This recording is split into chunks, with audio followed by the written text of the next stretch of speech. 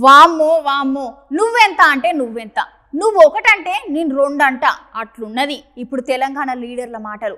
అసలు జరిగిన ముచ్చటేందో నేను చెప్పుడు కంటే మీరే చూడుండ్రి.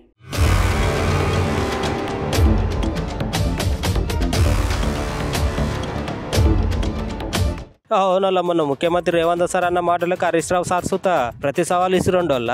అంతేకాకుండా ఇవాళ హరీష్ రావు సార్ రేవంత్ సార్ సవాల్ను నేను స్వీకరించి గన్ పార్క్ కాడికి రాజీనామా లేఖ పట్టుకొని వచ్చిండు. సారు రాజీనామా లేఖను పట్టుకొని వచ్చి దమ్ముంటే ఇచ్చిన మాట ప్రకారం రేవంత్ రెడ్డి కూడా రాజీనామా లేఖ పట్టుకుని గన్ పార్క్ కాడికి రావాలి. ఒకవేళ ఆయన రాలేకపోతే ఇంకెవరితోనైనా పంపించాలని సార్ మాట్లాడితే ఇంకో దిక్కు చేకూర్తి పార్టీ నుండి ఎమ్మెల్సీ బల్మూరు వెంకటన్న అన్నట్టే గన్ పార్క్ దగ్గరకు వచ్చిండు. ఇక ఒకసారి సార్లో ఏమేం మాటలు అంటున్నారో ఒకసారి ఇందాం.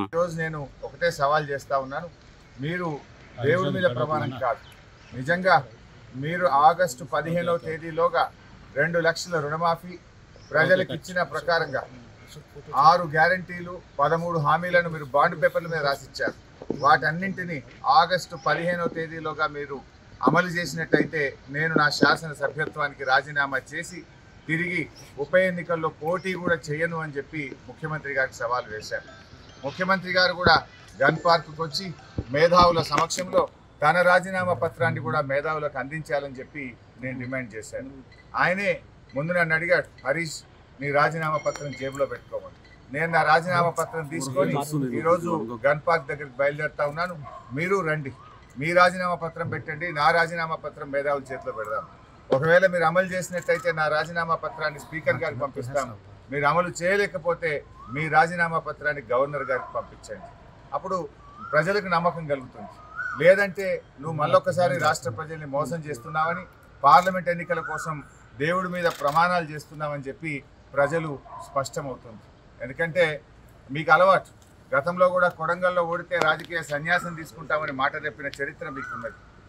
అసెంబ్లీ ఎన్నికల్లో ప్రజలకు ఇచ్చిన మాట నిలబెట్టుకొని చరిత్ర మీకున్నది. ఇది మరొకసారి రాష్ట్ర ప్రజలు మోసపోవద్దనేదే నా ఉద్దేశం. ఎందుకంటే నా పదవి కంటే నిజంగా నువ్వు చేయాలని నేను కోరుకుంటున్నాను, అమలు జరగాలనే నేను కోరుకుంటున్నాను, ప్రజలకు మేలు జరగాలనే నేను కోరుకుంటున్నాను. 5 ఏళ్ల నా ఎమ్మెల్యే పదవి కంటే ఈ రాష్ట్రంలోని కోట్ల మంది ప్రజలకు రుణమాఫీ జరగడం, అక్క చెల్లెళ్లకు 2500 రూపాయలు మహాలక్ష్మి కింద అందడం, 42 లక్షల మంది ఆసరా పెన్షన్దారులకు డిసెంబర్లోనే 4000 రూపాయల పెన్షన్ ఇస్తాను నువ్వు చెప్పావు. ఆ 4000 రూపాయల పెన్షన్ అందితే అంతకంటే నాకు సంతోషం ఉండదు. ఏదైతే నిరుద్యోగులని పొట్టన పెట్టుకున్న వ్యక్తి ఇవాళ ఇక్కడ రావడంతో ఈ యొక్క ప్రాంతం మైల చెందింది కాబట్టి సంబంధించి దాన్ని పసుపు నీళ్లతో శుద్ధి చేయడం జరిగింది.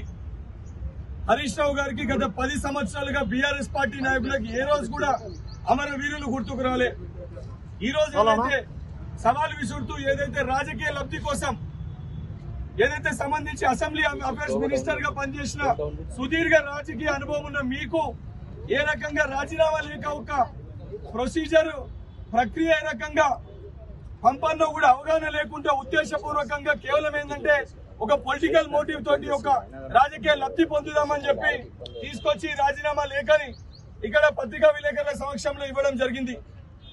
ఏదైతే ఆగస్టు 15వ తారీఖున తప్పనిసరిగా ఏదైతే మా ముఖ్యమంత్రి గారు సవాల్ విసిరారో, మా ముఖ్యమంత్రి గారు సవాల్ విసిరింది బీఆర్ఎస్ పార్టీ అధ్యక్షుడికి.